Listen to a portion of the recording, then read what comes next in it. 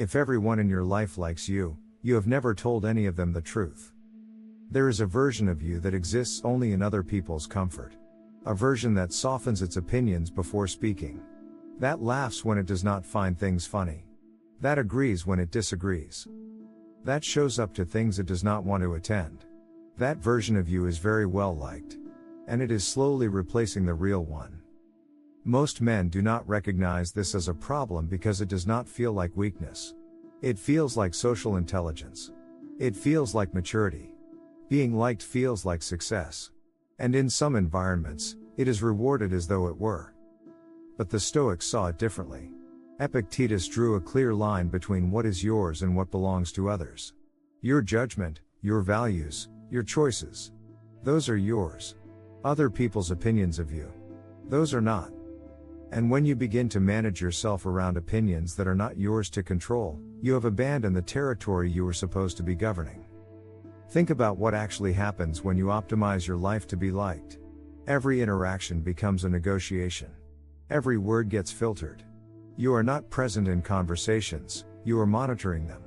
You are not speaking your mind, you are calculating the reception. Over years, this becomes so automatic that you stop noticing it. The filter runs constantly in the background, and what comes out the other side barely resembles what you actually think. And the irony is that people feel it. Not consciously, but they feel it. There is a quality to someone who genuinely means what they say.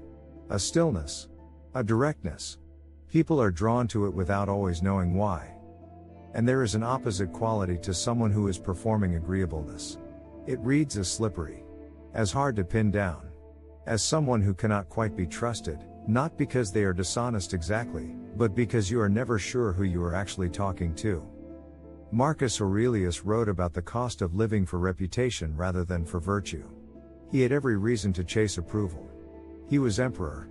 The entire Roman world would have reflected back whatever image he cultivated. Instead, he spent his private hours interrogating his own character, pushing back against his own impulses, asking himself whether he was doing what was right, not what looked right. That distinction is the whole thing. What is right and what looks right are often the same.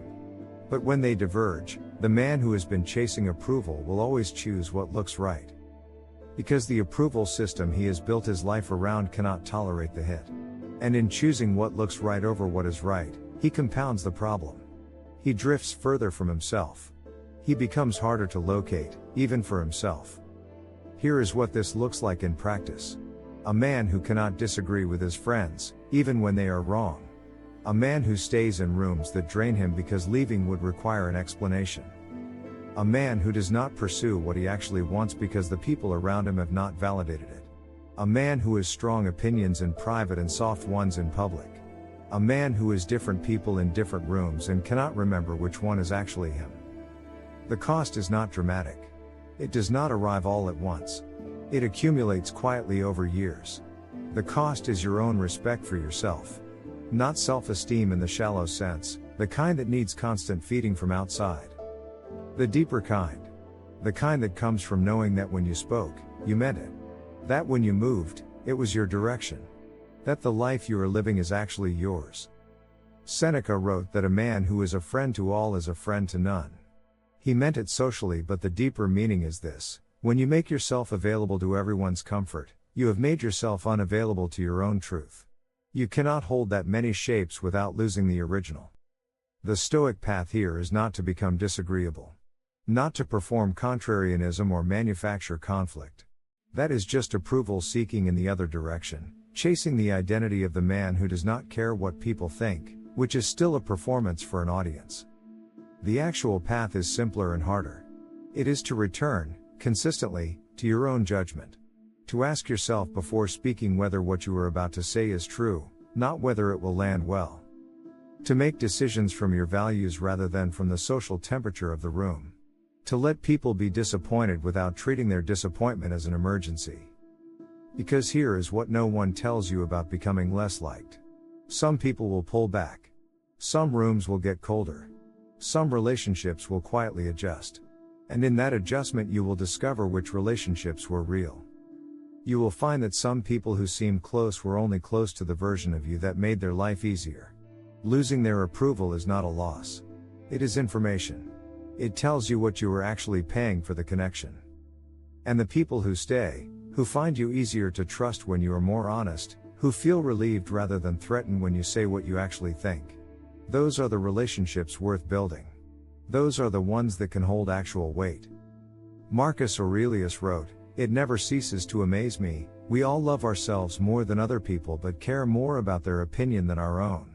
He was not writing it as a criticism of others. He was writing it to himself, as a reminder.